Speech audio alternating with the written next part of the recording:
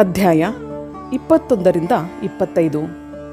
ಶಿವನ ಪಿಪ್ಪಲಾದ ಅವತಾರ ಪ್ರಸಂಗದಲ್ಲಿ ದೇವತೆಗಳು ದಧೀಚಿ ಮುನಿಯಲ್ಲಿ ಅಸ್ಥಿಗಳನ್ನು ಬೇಡುವುದು, ದಧೀಚಿಯ ಶರೀರ ತ್ಯಾಗ, ವಜ್ರ ನಿರ್ಮಾಣ ಹಾಗೂ ಅದರಿಂದ ವೃತ್ರಾಸುರನ ವಧೆ, ಸುವರ್ಚೆಯು ದೇವತೆಗಳಿಗೆ ಶಾಪ ಕೊಡುವುದು, ಪಿಪ್ಪಲಾದನ ಜನ್ಮ ಮತ್ತು ಅವನ ವಿಸ್ತೃತ ವೃತ್ತಾಂತ.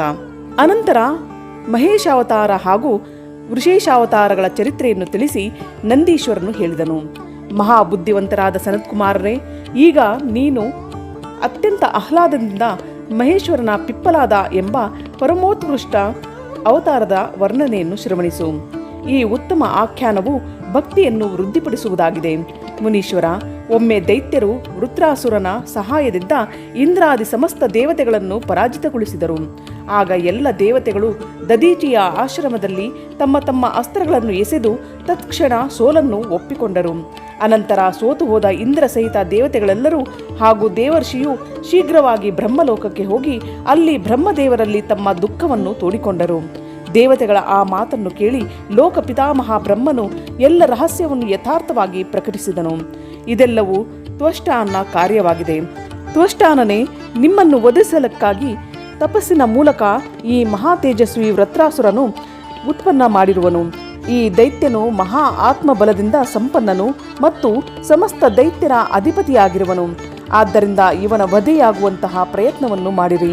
ಬುದ್ಧಿವಂತನಾದ ದೇವೇಂದ್ರನೇ, ನಾನು ಧರ್ಮದ ಕಾರಣದಿಂದ ಈ ವಿಷಯದಲ್ಲಿ ಒಂದು ಉಪಾಯವನ್ನು ಸೂಚಿಸುತ್ತೇನೆ, ಕೇಳಿರಿ. ದಧೀಚಿ ಎಂಬ ಮಹಾಮುನಿಯು ತಪಸ್ವಿ ಮತ್ತು ಜಿತೇಂದ್ರಿಯನಾಗಿರುವನು.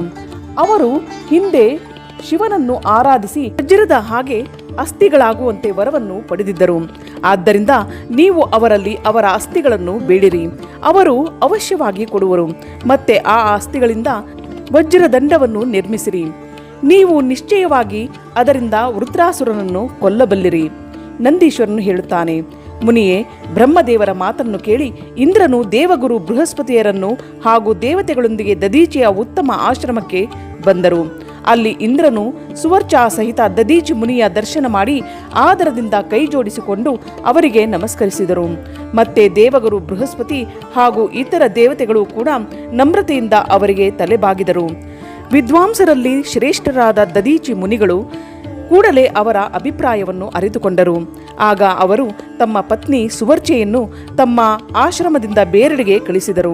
ಅನಂತರ ದೇವತೆಗಳ ಸಹಿತ ಸ್ವಾರ್ಥ ಸಾಧನೆಯಲ್ಲಿ ಬಹಳ ದಕ್ಷನಾದ ಇಂದ್ರನು ಅರ್ಥಶಾಸ್ತ್ರವನ್ನು ಆಶ್ರಯಿಸಿ ಮುನಿವರಿಯರಲ್ಲಿ ಇಂತೆಂದನು.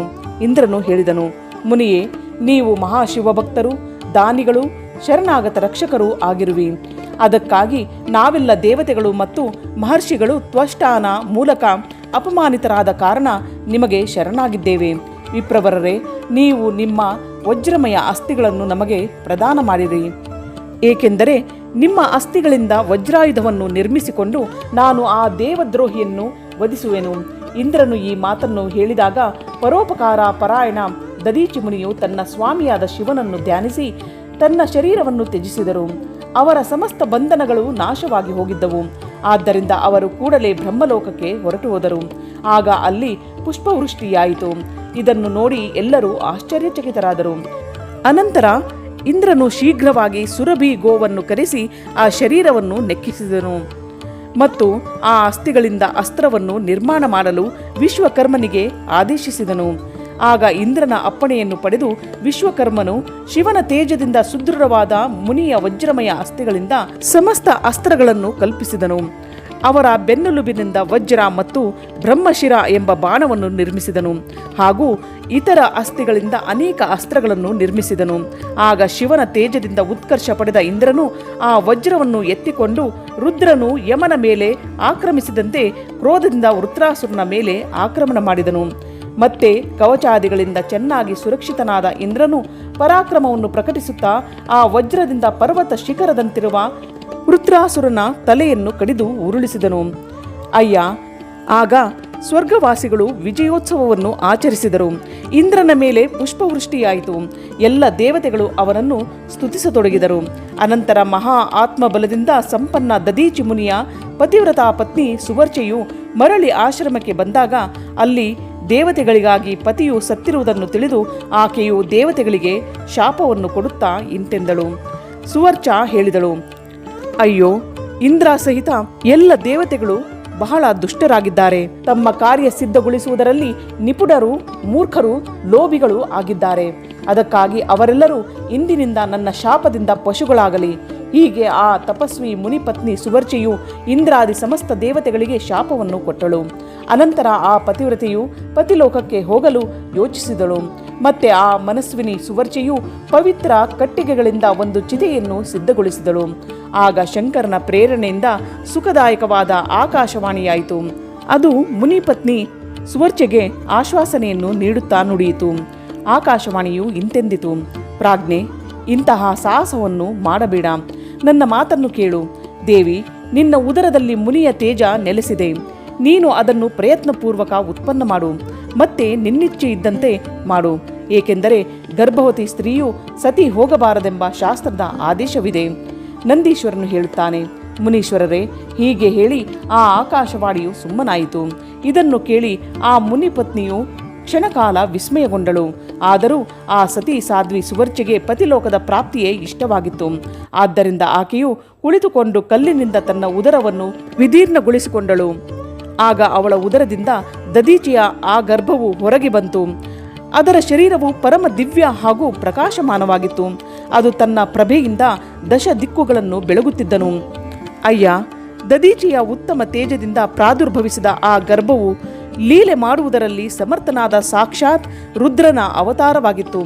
ಮುನಿಪ್ರಿಯೆ, ಸುವರ್ಚೆಯು ದಿವ್ಯ ರೂಪಧಾರಿ ತನ್ನ ಆ ಪುತ್ರನನ್ನು ನೋಡಿ ಇದು ರುದ್ರನ ಅವತಾರವೇ ಆಗಿದೆ ಎಂದು ಮನಸ್ಸಿನಲ್ಲಿ ತಿಳಿದುಕೊಂಡಳು. ಮತ್ತೆ ಆ ಮಹಾಸಾಧ್ವಿಯು ಪರಮಾನಂದ ಮಗ್ನರಾಗಿ ಶೀಘ್ರವಾಗಿ ಅವನಿಗೆ ನಮಸ್ಕರಿಸಿ ಸ್ತುತಿಸತೊಡಗಿದಳು. ಮುನೀಶ್ವರನೇ, ಆಕೆಯು ಆ ಸ್ವರೂಪವನ್ನು ಹೃದಯದಲ್ಲಿ ಧರಿಸಿಕೊಂಡಳು. ಅನಂತರ ಪತಿಲೋಕದ ಕಾಮನೆಯುಳ್ಳ ವಿಮಲೇಕ್ಷಣೆ ತಾಯಿ ಸುವರ್ಚೆಯು ಮುಗುಳ್ನಕ್ಕು ತನ್ನ ಆ ಪುತ್ರನಲ್ಲಿ ಪರಮ ಸ್ನೇಹದಿಂದ ಇಂತೆಂದಳು. ಸುವರ್ಚೆಯು ಹೇಳಿದಳು, ಅಪ್ಪ ಪರಮೇಶನೇ, ನೀನು ಈ ಅಶ್ವತ್ಥ ವೃಕ್ಷದ ಬಳಿಯಲ್ಲಿ ಚಿರಕಾಲದವರೆಗೆ ನೆಲೆಸಿರು. ಮಹಾನುಭಾವನೆ, ನೀನು ಸಮಸ್ತ ಪ್ರಾಣಿಗಳಿಗೆ ಸುಖದಾತನಾಗು. ಹಾಗೂ ಈಗ ನಾನು ಪ್ರೇಮದಿಂದ ಪತಿಲೋಕಕ್ಕೆ ಹೋಗಲು ಅಪ್ಪಣೆಯನ್ನು ಕೊಡು. ಅಲ್ಲಿ ಪತಿಯೊಂದಿಗೆ ಇರುತ್ತಾ ನಾನು ರುದ್ರ ರೂಪಧಾರಿ ನಿನ್ನನ್ನು ಧ್ಯಾನಿಸುತ್ತಾ ಇರುವೆನು. ನಂದೀಶ್ವರನು ಹೇಳಿದನು, ಮುನಿಯೇ, ಸಾಧ್ವಿ ಸುವರ್ಚೆಯು ತನ್ನ ಪುತ್ರನಲ್ಲಿ ಹೀಗೆ ಹೇಳಿ ಪರಮ ಸಮಾಧಿಯ ಮೂಲಕ ಪತ್ನಿಯನ್ನೇ ಅನುಗಮನ ಮಾಡಿದಳು. ಮುನಿವರ್ಯ, ಹೀಗೆ ದದೀಚಿ ಪತ್ನಿ ಸುವರ್ಚೆಯು ಶಿವಲೋಕಕ್ಕೆ ಹೋಗಿ ತನ್ನ ಪತಿಯನ್ನು ಸೇರಿ ಆನಂದದಿಂದ ಶಂಕರನನ್ನು ಸೇವಿಸುತ್ತಾ ಇದ್ದಳು. ಅಯ್ಯ, ಇಷ್ಟರಲ್ಲಿ ಹರ್ಷಗೊಂಡ ಇಂದ್ರ ಸಹಿತ ಸಮಸ್ತ ದೇವತೆಗಳು ಮುನಿಗಳೊಂದಿಗೆ ಆಮಂತ್ರಿತರಾದವರಂತೆ ಶೀಘ್ರವಾಗಿ ಅಲ್ಲಿಗೆ ಬಂದು ತಲುಪಿದರು. ಆಗ ಪ್ರಸನ್ನ ಚಿತ್ತರಾದ ಬ್ರಹ್ಮದೇವರು ಆ ಬಾಲಕನಿಗೆ ಪಿಪ್ಪಲಾದ ಎಂದು ನಾಮಕರಣ ಮಾಡಿದರು. ಮತ್ತೆ ಎಲ್ಲ ದೇವತೆಗಳು ಮಹೋತ್ಸವವನ್ನು ಆಚರಿಸಿ ತಮ್ಮ ತಮ್ಮ ಧಾಮಗಳಿಗೆ ತೆರಳಿದರು. ಅನಂತರ ಮಹಾನ್ ಐಶ್ವರ್ಯಶಾಲಿ ರುದ್ರಾವತಾರಿ ಪಿಪ್ಪಲಾದನು ಅದೇ ಅಶ್ವತ್ಥದ ಕೆಳಗೆ ಜನರ ಹಿತದ ಕಾಮನೆಯಿಂದ ಚಿರಕಾಲದವರೆಗೆ ತಪಸ್ಸಿನಲ್ಲಿ ಪ್ರವೃತ್ತನಾದನು. ಲೋಕಾಚಾರವನ್ನು ಅನುಸರಿಸುತ್ತಾ ಪಿಪ್ಪಲಾದನು ಹೀಗೆ ತಪಸ್ಸು ಮಾಡುತ್ತಾ ಬಹಳ ಸಮಯ ಕಳೆದು ಹೋಯಿತು. ಅನಂತರ ಪಿಪ್ಪಲಾದನು ಅನರಣ್ಯ ರಾಜನ ಕನ್ಯೆ ಪದ್ಮಾಳೊಂದಿಗೆ ವಿವಾಹಿತನಾಗಿ ತರುಣನಾದ ಅವನು ಆಕೆಯೊಡನೆ ವಿಹರಿಸಿದನು. ಆ ಮುನಿಗೆ 10 ಪುತ್ರರು ಉತ್ಪನ್ನರಾದರು. ಅವರೆಲ್ಲರೂ ತಂದೆಯಂತೆಯೇ ಮಹಾತ್ಮ ಹಾಗೂ ಉಗ್ರ ತಪಸ್ವಿಗಳಾಗಿದ್ದರು. ಅವರು ತಮ್ಮ ತಾಯಿ ಪದ್ಮಾಳ ಸುಖವನ್ನು ವೃದ್ಧಿಗೊಳಿಸುವವರಾಗಿದ್ದರು. ಈ ಪ್ರಕಾರ ಮಹಾಪ್ರಭು ಶಂಕರನ ಲೀಲಾವತಾರ ಮುನಿವರ ಪಿಪ್ಪಲಾದನು ಮಹಾ ಐಶ್ವರ್ಯಶಾಲಿ ಹಾಗೂ ನಾನಾ ಪ್ರಕಾರದ ಲೀಲೆಗಳನ್ನು ಮಾಡಿದನು. ಆ ಕೃಪಾಳುವು ಜಗತ್ತಿನಲ್ಲಿ ನಿವಾರಿಸಲು ಎಲ್ಲ ಶಕ್ತಿಗೆ ಮೀರಿದ ಶನೈಶ್ಚರನ ಪೀಡೆಯನ್ನು ನೋಡಿ ಜನರಿಗೆ ಪ್ರಸನ್ನತೆಯಿಂದ ಹುಟ್ಟಿದಂದಿನಿಂದ 16 ವರ್ಷದವರೆಗೆ ಹಾಗೂ ಶಿವಭಕ್ತರಿಗೆ ಶನಿಯ ಪೀಡೆಯು ಆಗಲಾರದು ಎಂಬ ವರವನ್ನು ಕೊಟ್ಟನು. ಈ ನನ್ನ ವಚನವು ಸರ್ವಥಾ ಸತ್ಯವಾಗಿದೆ. ಎಲ್ಲಾದರೂ ಶನಿಯು ನನ್ನ ವಚನವನ್ನು ಅನಾದರಿಸಿ ಮನುಷ್ಯರಿಗೆ ಪೀಡೆಯನ್ನು ಕೊಟ್ಟರೆ ಅವನು ನಿಸ್ಸಂದೇಹವಾಗಿ ಭಸ್ಮವಾಗುವನು. ಅಯ್ಯ, ಆದ್ದರಿಂದ ಆ ಭಯದಿಂದ ಭಯಗೊಂಡ ಗ್ರಹಶ್ರೇಷ್ಠ ಶನೈಶ್ಚರನು ವಿಕೃತನಾಗಿದ್ದರೂ ಅಂತಹ ಮನುಷ್ಯರನ್ನು ಎಂದೂ ಪೀಡಿಸುವುದಿಲ್ಲ. ಮುನಿವರ್ಯ, ಹೀಗೆ ಲೀಲೆಯಿಂದ ಮನುಷ್ಯ ರೂಪವನ್ನು ಧರಿಸಿದ ಪಿಪ್ಪಲಾದನ ಉತ್ತಮ ಚರಿತ್ರೆಯನ್ನು ನಾನು ನಿನಗೆ ತಿಳಿಸಿದೆ. ಇದು ಸಂಪೂರ್ಣ ಕಾಮನೆಗಳನ್ನು ಪೂರ್ಣಗೊಳಿಸುವುದಾಗಿದೆ. ಗಾದಿ, ಕೌಶಿಕ ಮತ್ತು ಮಹಾಮುನಿ ಪಿಪ್ಪಲಾದ ಈ ಮೂವರನ್ನು ಸ್ಮರಿಸಿದಾಗ ಶನೈಶ್ಚರರಿಂದ ಉಂಟಾದ ಪೀಡೆಯು ನಾಶವಾಗುತ್ತದೆ. ಆ ಪರಮಜ್ಞಾನಿ ಸತ್ಪುರುಷರ ಪ್ರಿಯ ಮಹಾಶಿವ ಭಕ್ತರಾದ ಮುನಿವರ ದದೀಚಿಯು ಧನ್ಯರು. ಅವರಲ್ಲಿ ಸ್ವಯಂ ಆತ್ಮಜ್ಞಾನಿ ಮಹೇಶ್ವರ ಪಿಪ್ಪಲಾದನು ಪುತ್ರನಾಗಿ ಪ್ರಕಟನಾಗಿದ್ದನು. ಅಯ್ಯ, ಈ ಆಖ್ಯಾನವು ನಿರ್ದೋಷವು, ಸ್ವರ್ಗಪ್ರದವು, ಕೆಟ್ಟ ಗ್ರಹಜನಿತ ದೋಷಗಳ ನಿಗ್ರಹವು, ಸಂಪೂರ್ಣ ಮನೋರಥಗಳ ಪೂರಕವು, ಶಿವಭಕ್ತಿಯನ್ನು ವಿಶೇಷವಾಗಿ ಹೆಚ್ಚಿಸುವುದು ಆಗಿದೆ. ಇಲ್ಲಿಗೆ ಅಧ್ಯಾಯ 21 ರಿಂದ 25 ಸಂಪೂರ್ಣವಾಯಿತು.